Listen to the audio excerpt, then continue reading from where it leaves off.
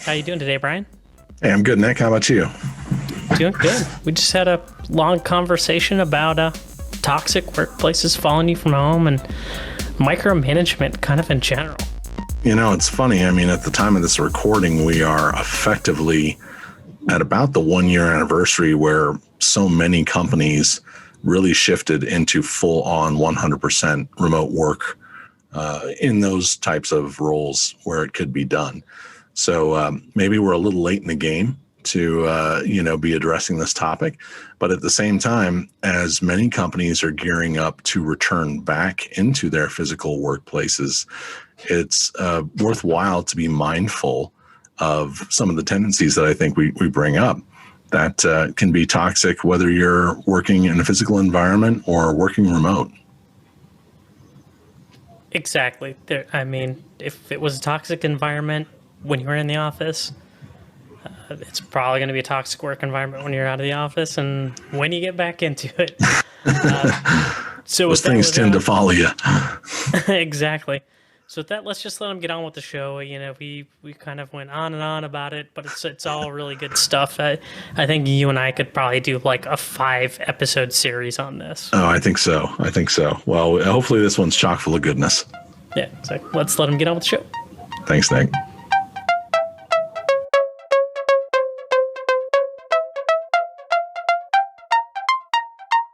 Thanks for joining us for another edition of Lead.exe. I'm Brian Comerford in Denver, Colorado. And I'm Nick Lozano in Washington, D.C. And today we're going to be talking a little bit about a topic that came to us by way of BBC on a feed, and it just happened to fit into a lot of what we've already talked about and kind of themes that have been top of mind for us anyway, which is why toxic workplace culture follows you home. So. Yeah, and I had seen that on my feed, and I was like, that's something I had never thought about, but it's absolutely true. And especially during, if anyone's listening, this is, April of 2021. Obviously, there's still a global pandemic going on. So that's what made this of interest to me. And reading through this article, I'll link it in the show notes, but basically the gist of it is, someone was working in a toxic work environment, and then the pandemic hit, they had to go home, work from home, and they thought they would get reprieve from this toxic work environment because all of a sudden they're working from home. So they're like, okay, well, I don't have the boss over my shoulder all the time. Some of the micromanagement, some of the toxicity will probably die down. And what they found over time is that it just followed them home, and it started making them upset to even be at home. So that's basically the gist of the article. And I thought it was a good topic to have a conversation about, right? Because you and I have always talked about leading is leading, whether you're in person or you're remote, right? Yeah, for sure. And, trust is the foundation of that. And when there is the absence of trust, whether it's in a physical workplace and I imagine it's just amplified for, many leaders who don't have that trust imbued in their team already. But certainly the absence of it in the workplace when you're in a physical environment, to me, it's that leading cause of toxicity. And we've talked about this in prior episodes. It just creates damage at so many different levels to the point where you feel like you're constantly looking over your shoulder for who's going to plant the next knife, right? So now you layer in things like micromanagement tendencies where, folks want to have additional monitoring, whether it's through TeamViewer or whatever, telepresence utility they might want to put into place. It just exacerbates, what's already a trust-based challenge. If you don't have employees that you trust to be getting their work done in a timely manner, then, chances are you create a remote work situation, and it's not going to improve that for anyone in the mix. And you hit the nail on the head perfectly. And the reason why I bring it up too is because us as IT, a lot of times IT leaders get involved with this, and especially, system admins. It's like, hey, can we install something to monitor how productive this person is through the day? And in my opinion, it's not a matter of you can't measure productivity normally in some kind of metric, right? It's not like most people work in a factory and you can say, Johnny always makes 10 widgets. Let's not say widgets. Everybody says widgets. Johnny makes 10 game controllers every hour. And now Johnny's only making 7 since he's been at home. So you don't have those like quantifiable metrics. They're more qualitative, right? Mm. You have to just look, is the work still being done? Are tasks being completed? Are they responding to email in a timely fashion? Um, it's easy to tell when people aren't working, right? You can always tell because stuff's just not getting done. And when I was thinking about it, it's not really a technology problem as much as it's a management problem, right? People need to step up and be more of leaders and actually reach out to their people should be the number one thing other than reaching to IT and trying to find some way to increase micromanaging. And I always feel like when whiff of those type of tools get out or something like that, the people who weren't working anyways just find a way to game the system, right? There's like mouse jiggling programs and like all kinds of stuff. Like if someone's going to slack off, they're going to do it whether they're in the office or they're at home. So, don't punish everybody for the actions of just a few. Yeah, absolutely, and it just exacerbates that root cause of trust once again. Yeah. One of the factors that I did not hear you mention, but that I have come across pretty consistently, is the amount of additional meetings that have been piled onto a lot of different teams because they are remote. It's almost as if the insertion of additional meetings has somehow guaranteed increased productivity. But when you start to survey those in your workforce who used to be held to a certain level of delivery, and, to your point, maybe Johnny's only delivering 7 controllers where he used to deliver 10. Well, when you ask Johnny, what's going on with your time here, pal? He may say, well, I've now got a team meeting for an hour every day, whereas we used to have one once per week, or we used to have a stand up, and now it's been replaced by an hour-long meeting because somehow it feels more effective to certain managers to have people trapped for that period of time, as if you can say, at least we're guaranteeing they're working for that hour of the day. But does that really work? I mean, is that effective delivery of what you expect your labor force to be engaged in? I think it's arguable whether or not that's the case. Meetings tend not to be the bastions of high productivity. They're usually where productivity grinds to a halt. And they can be a great place to share ideas. They can be a great place to status updates, to do presentations, to knowledge share. A lot of those things that are still critical to good performance in a high performing team. But in terms of actually getting things done, that's not usually the place, where that type of interaction is actually resulting in delivery. One of my mentors, who was the CEO I had worked for earlier in my career, he said he really didn't care when the work got done, as long as the work got done. So if you're going to take a 3-hour lunch break and you've got 8 hours of work to complete in that particular day, the assumption is you're figuring out where to slot in those other 2 hours, that you're not being compensated for as a normal break in your workday. And to me, that's always carried over into part of my own leadership style. As long as you are hitting your deliverables on whatever the expectations are, then you're working effectively. And unless it's time constrained, that you get it done by 5 p.m. and you're delivering it by midnight that night, chances are that's not, aligned with expectations. But otherwise, I personally believe there should be some flex in that. I like the idea. You brought up flex, and you brought up the one great point there too. Right, it was communication. Right, you were trusting that work was going to get done, but the second you feel like something's not done, you go and verify it. Right, you take that time to actually have a conversation with somebody instead of just stopping and try to put some productivity tracking tool on it. Maybe you reach out to that person and you find out, Maybe their spouse was just diagnosed with cancer, so their head's not in the game because they're going through this traumatic experience. And those are things you wouldn't know unless you stop and have that conversation with somebody. If you just throw some type of activity tracker on there, you're going to totally lose context of what's actually going on, because maybe they're driving the spouse to the hospital or they're taking care of their kids more at home. There's more stuff at play. So it, I always I'm always of the mind of trust your people to do the work, but then verify, right?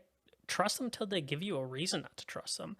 And that first step and that first interaction should be just to have a conversation saying, "Hey, is everything okay? Is there anything I can do for you? Seems like you're missing some deliverables here and there, or stuff slipping. Is there anything we can do to help you? Is there anything that's blocking you from getting stuff done?" I think it all starts there with just having a conversation. Yeah, it's incredible how much of the gray area can be removed just through communication. And from a leadership perspective, communication should be key, right? It's not just about setting the objectives. It's about communicating every step along the way and ensuring that everyone is working in alignment towards those objectives, whatever they may be. And you may have 6 direct reports, and they're not necessarily all working on common goals. And so you as a leader need to be able to keep track of who's, multi-threaded into whichever, series of objectives. And, another, it sounds trite and sounds obvious, but never assume. And the amount of time that tends to foster a lot of the toxicity. I think, it's like people start just spinning up all these conspiracy theories in their heads about what's going on based on assumptions as if they have complete sets of information.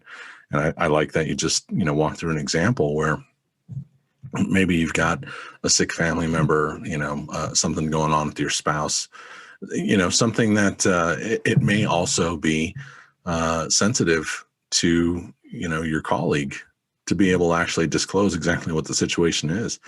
In some cases, maybe they don't even know and they're under duress because, now they're trying to wrestle with incoming information about something that's seriously affecting their life, their finances, somebody's health, any number of factors. And they are prepared to disclose it when the time is right, but they're still putting together the facts themselves.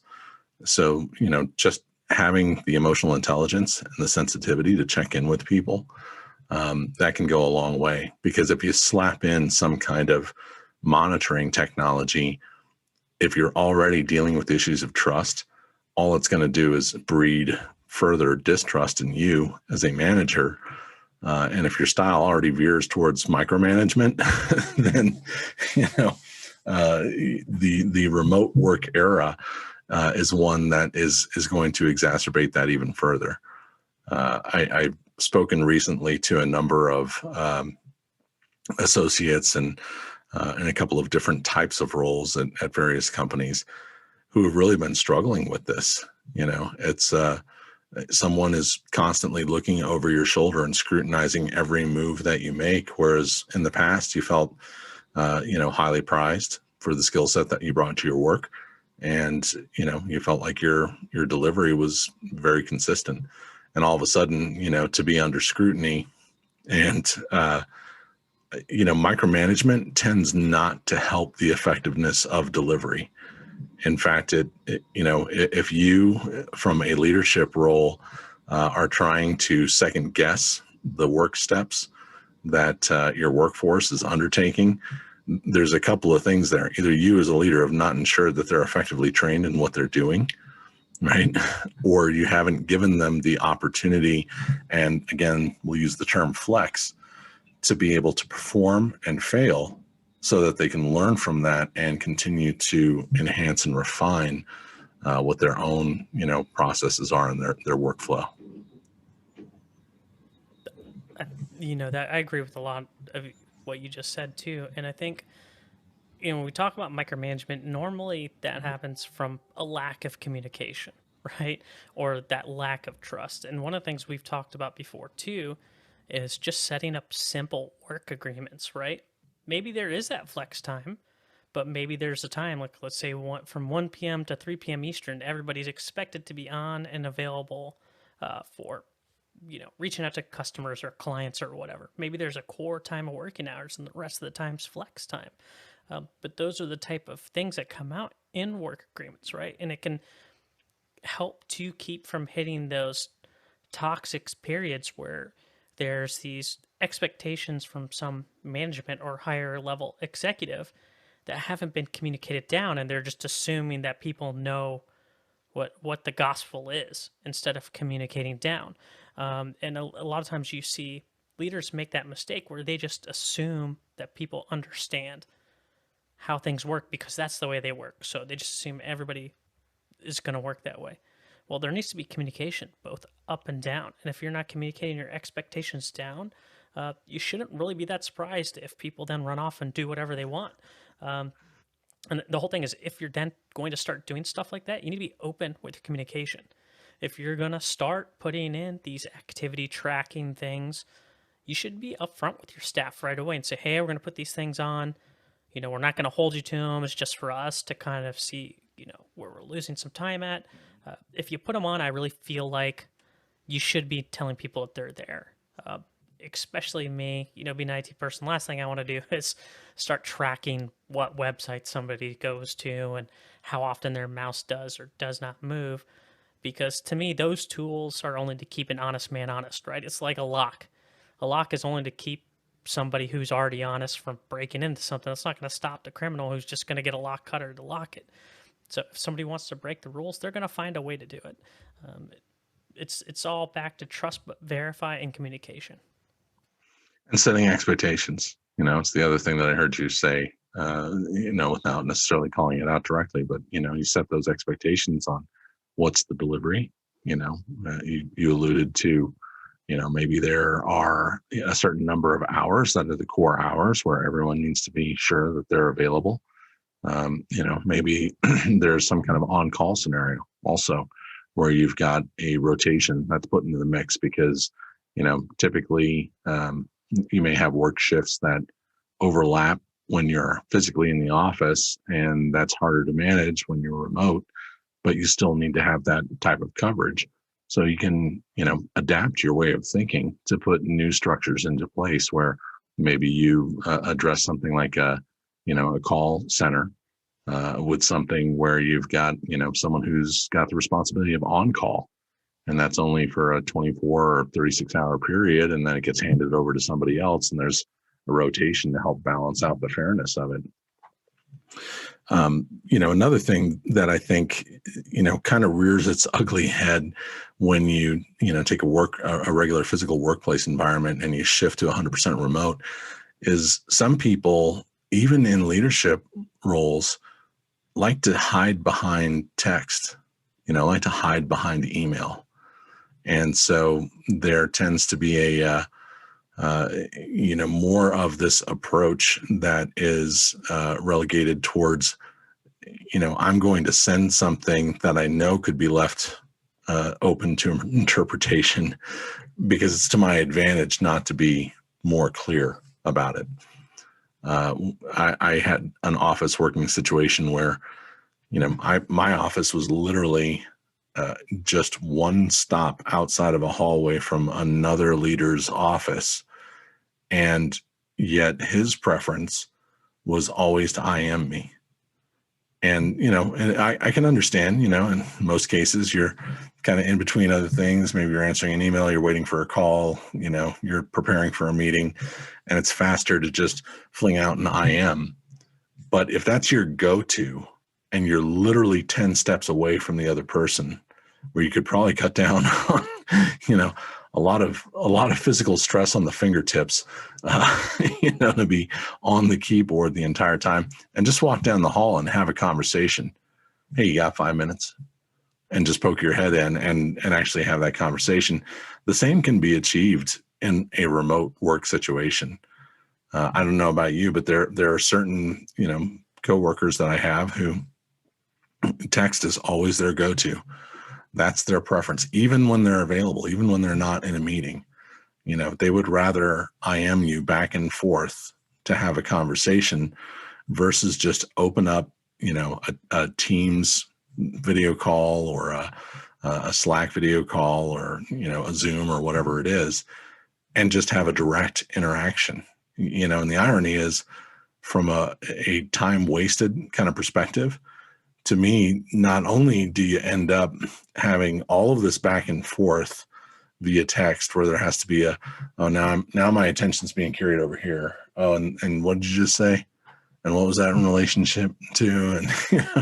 And, a lot of this nonsensical back and forth where you could just jump on a quick call and probably address the same types of things in about 30 seconds that might take 5 minutes if you're in this churn of, continual text back and forth. Yeah, I feel like if we go back to the toxic workplace too, and micromanagement, I feel like IMs and emails are a micromanager's best friend because it's their thing. Hey, see, I told you to do this, right? It's the documentation. If we have that in-person communication, they're also the type of person who will send an email 5 minutes after that saying, hey, I told you to do this and to do that and to do this. I completely agree with you. Sometimes, it's best to just have a phone conversation. And there's nothing wrong with I'm not saying there's something wrong with sending an email 5 minutes after saying, hey, we discussed that. But the micromanager tendency is to do it all the time, right? They want that documentation so that they can prove that you're not doing your job and you need to be doing what they're telling you to do. So I think it's just one of those things. You feel out your team and what the best effective way of communication is. And like you said, meetings are not the best gauge of productivity ever. One thing I think people don't realize is a 1 hour meeting is not a 1 hour meeting, right? It's 1 hour times how many ever people are in it. So if it's a 1 hour meeting with 6 people in it, that's 6 hours of productivity you're taking. So you got to make sure that 1 hour meeting is worth 6 hours of productivity. If it's not, then maybe that's better set for like a project management software like Basecamp or Slack or something else, some other communication medium. But to go back to my point, the micromanagers love using the text and the email because they got the documentation to get you there. So, well, let's flip perspective here. We talked about what leaders should be doing, but if you're the employee and you have the manager, who's the micromanager? How would you go about handling that? Other than leaving your job and finding another one, because we all know that's the end. That is what will happen if you let that situation go on too long. Somebody's going to look for something else, and they will be gone. Yeah. The demands that drive someone towards burnout have just been amplified in the remote work environment. I mean, there's, it's a double-edged sword. On the one hand, those of us who have been able to work remotely throughout the pandemic can count our blessings that we've been able to retain a position, continue to have regular paychecks, at a time where so many others have been suffering through this. But part of the other side of that is, how many people do you know, Nick, who are in a position where they'll say to you, yeah, I don't even ever really take a lunch break any longer. I just kind of keep working through, and maybe I grab something and I just sit here, as I'm like plugging through stuff. And then, Raise my hand right here, right? Yeah. I don't think I've left this space today. Yeah. And then your kid comes home from school and, rather than having a natural break, perhaps to interact with them, you're still plugging away at stuff. And then 5 o'clock rolls around, and then maybe it's 5:15 and 5:30 and 5:45 and 6 and 6:15. And, you haven't really broken away from that flow because the desk that you're sitting in for your office just happens to be the same desk that you'd be sitting in if you were at home. And so that distinction between when to be on and off has to be a really conscientious one. So in answer to your question, my first response would be, make sure that you manage your own time and that you guard against the encroachment that can naturally come from others in your workplace, particularly if you work in a company that spans time zones. You may have folks who at 8 a.m. in their morning are trying to reach out to you at 6 a.m. in your morning. And, you have to have some guardrails in place to ensure that your time is not just continually being infringed on simply because someone can reach out to you. Right. So that's kind of that first thing. The second thing is, I think, we're all the CEOs of our own career. And so what that means is it's your job to be your own best leader and your own best representative. And when you feel like there are these infringements that are starting to create toxicity in your own, work engagement, that's when it's time to raise your hand and say, hey, I need to have a conversation here with my direct supervisor, because there are a few things that are not working for me. And it's, you may be stepping into your, area of discomfort by really kind of laying it out on the line and being honest, but that's what good leaders do. And those who, aspire to a leadership role, even if you're not necessarily, leading others today, you're always leading yourself, and you can start with your own actions, to say, these are the things that I know need to be said. It's going to be uncomfortable for me to say it.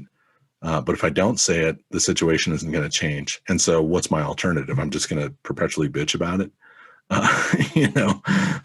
If you want to change the situation that you're in, then it's time to change your approach. And typically that requires having, what some would call difficult conversations.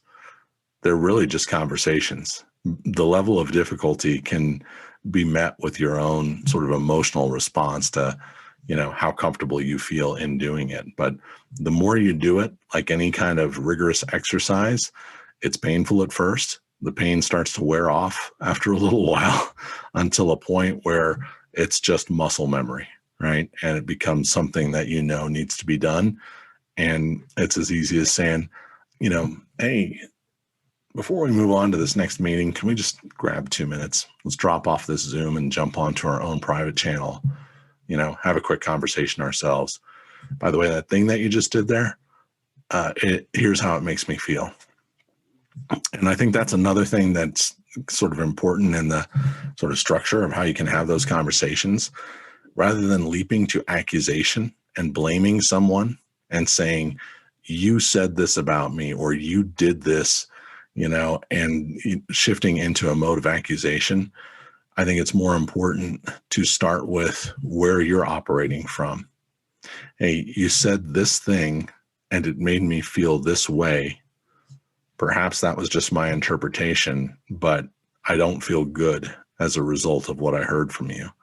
And that has a completely different set of disarming characteristics that open the door for a conversation that can really have a net positive result.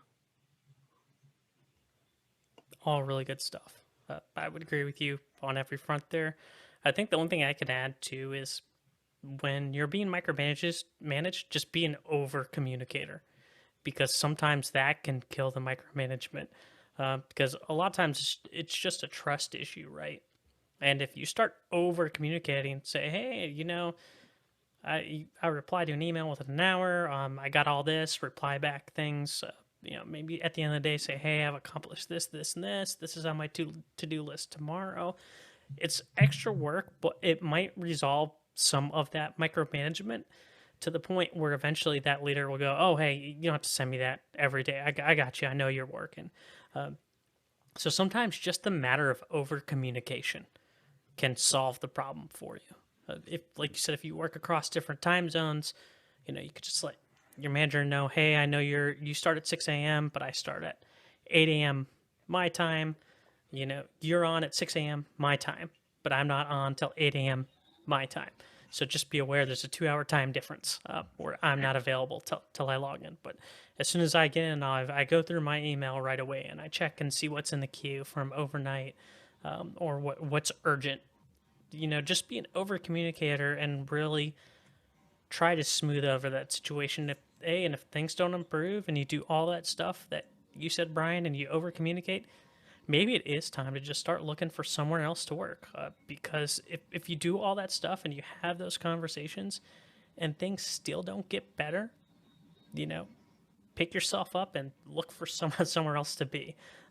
Because at that point, if the micromanagement is just that bad, it's not going to get any better. And if it's stressing you out and you can't handle what's going on with it, then just get somewhere else. Get yourself in a better place and go somewhere else. Yeah, you're right. Another area that may be improved through all of that over communication is exactly to that point that you made, Nick, which is if you're dealing with someone who's, at a level above you as a manager, and they are someone who exhibits micromanagerial tendencies, over communicating also serves you as a form of documentation. If you need to skip a level and go to their boss and say, hey, I don't know how I'm perceived at other levels in this organization. I believe I'm contributing value. Here's what I can tell you. I'm not feeling that way based on the feedback that's coming to me from my boss. And if that's the case, then it's probably the best for all of us if I start looking for opportunities elsewhere. And I would just request that, there's, some grace period for me to be able to do that so that I can hopefully be able to grab one vine before I let go of this one and continue to perform at your optimal performance capabilities, until such time occurs. But I wouldn't be surprised if what actually happens is you hear from that skip level manager, whoa, wait a second.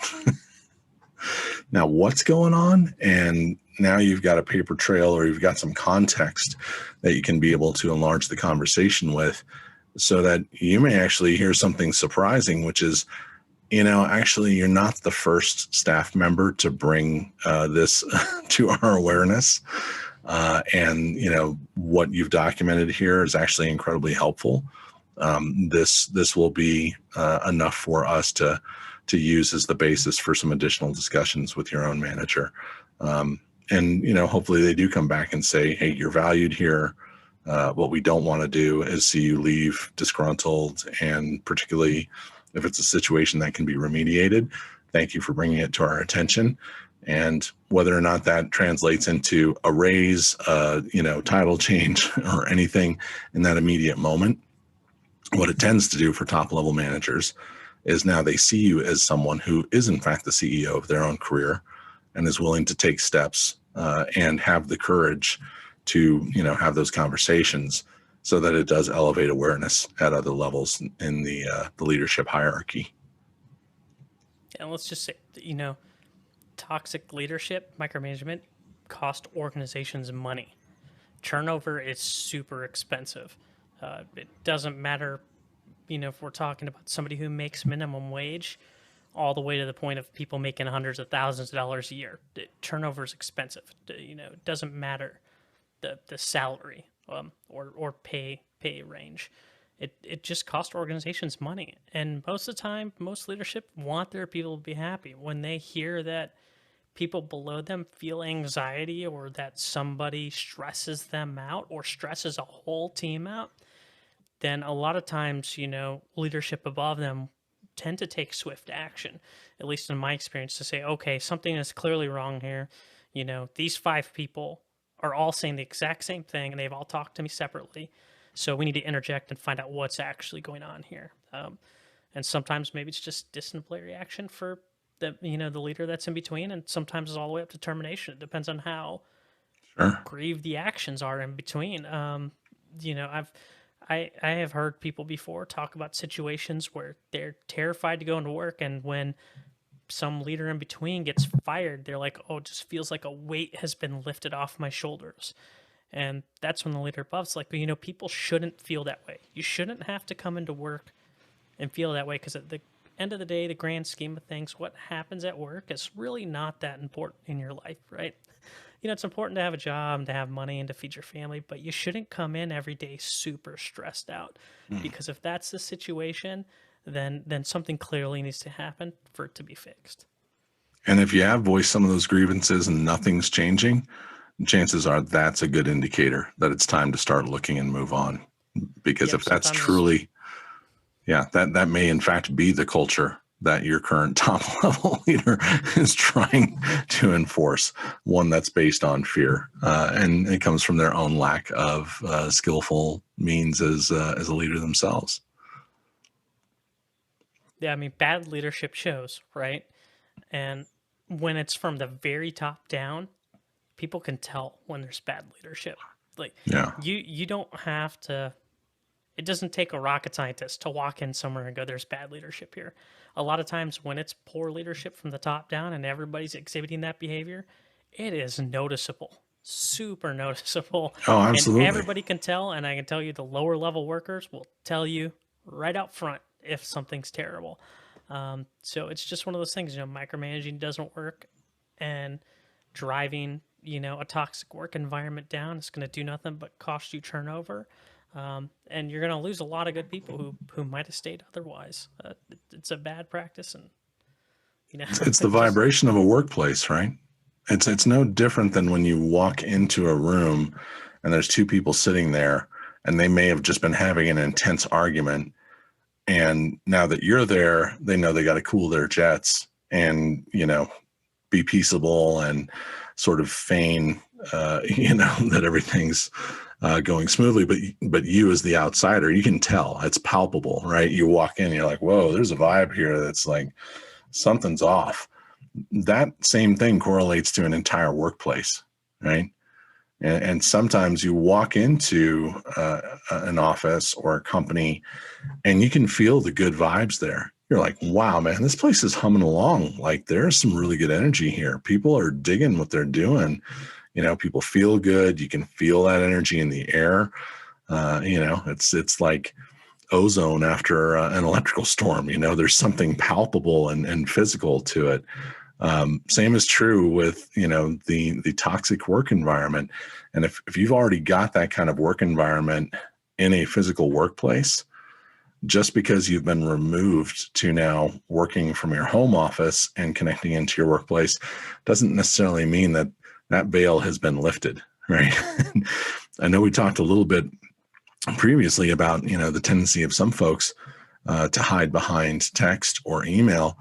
That to me is also the number one place where I've seen a lot of verbal abuse occur, because people tend to be a lot less guarded. It's almost like there's this anonymity that allows them, gives them free license to just have a fire, storm with somebody without really having any consideration to the interpretation that someone else may feel. And also because you don't have the ability to have a sense of tone, or whether or not something's sarcastic or something serious, something intended as a joke. That tone is absent just through text.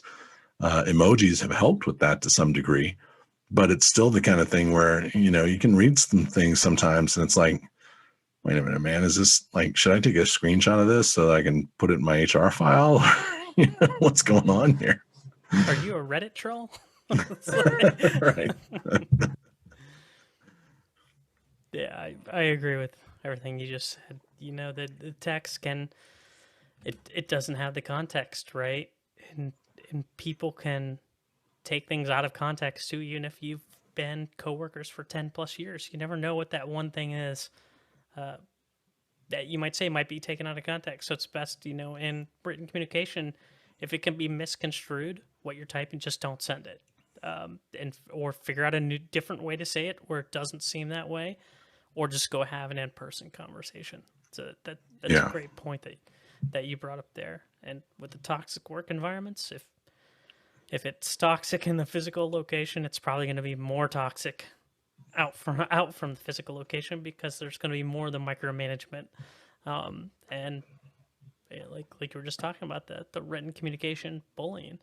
I remember seeing a couple years ago, it was about this luggage company. They made like remember when those e-bags were popular? I had to Google this, but it was the CEO there, the founder.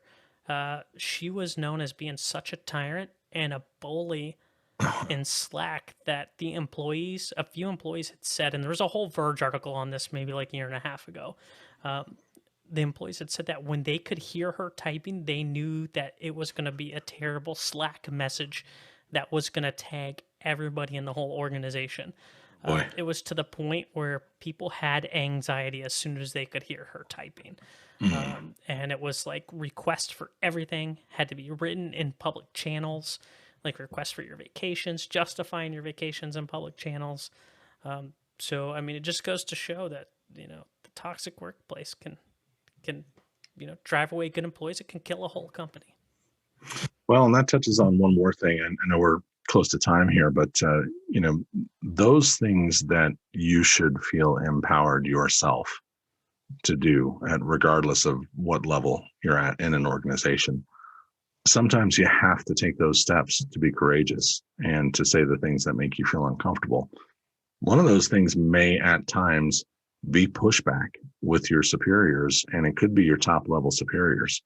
Because I have seen a number of instances, particularly, during this unprecedented time of remote work, where, there's a tendency, I would call it kind of a junior league, manager's, mistake. But there's a tendency to invoke a policy because of the behavior of a single individual. And my way of thinking is policies should be invoked when you've got patterns of behavior that are occurring, in multiple places, multiple different types of levels, multiple divisions across an organization. It's something that may, be like a systemic abuse of some sort. But if you've got one individual and you need to address the challenges related to the behavior of that one individual, you don't need a corporate policy. You need a conversation. And so as someone, who may be on the receiving end of seeing these policies come out, particularly if you feel like you've got some sense of, understanding the origin of where this thing had come from, I think it's important for workers at every level to feel empowered to challenge some of those things. Say, hey, just, I know we're talking about, putting this new policy in place. I just want to ask, is that really the right thing for our company? I mean, do we have an example where we've got like survey results of where this is happening across multiple departments or multiple types of roles?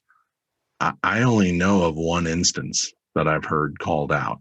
And hey, I get it. I'm not running the company. But, from my perspective, I just don't believe that this is the issue that I see a policy, being authored is intended to address. And so, trying to create some of those guardrails for yourself in your organization against some of the policies that may be put into place. Again, it may not be a winning battle, but if you've truly got a culture that embraces, thought leadership, then putting yourself out there in that way, I think is going to come up, with gold stars for you in the long run. That you are being exemplary in your leadership, even though you're stepping outside of your comfort zone. With that, that's a good place to end, Brian. That's a great final note to end on. And just for everyone who is listening, the article that I mentioned earlier is from The Verge. The company's name was Away, and it was CEO Steph Corey. So if you look that up on Google, you'll probably find the article. It's a really long read. It's a good thing to probably read if you are a leader or an employee to get an idea of what toxic work environments are like, and seeing some of the tendencies that are behind that. Or if you're just trying to burn some time while you're sitting at the desk. There we go. Before we need to micromanage. I'm going to wiggle my mouse every 5 minutes so someone knows that I'm here. What's the old trick? Someone's like, just put a stapler on the space bar or something. Right. With that, we'll just close it up. Thanks, Brian. Thanks, Nick. A lot of fun.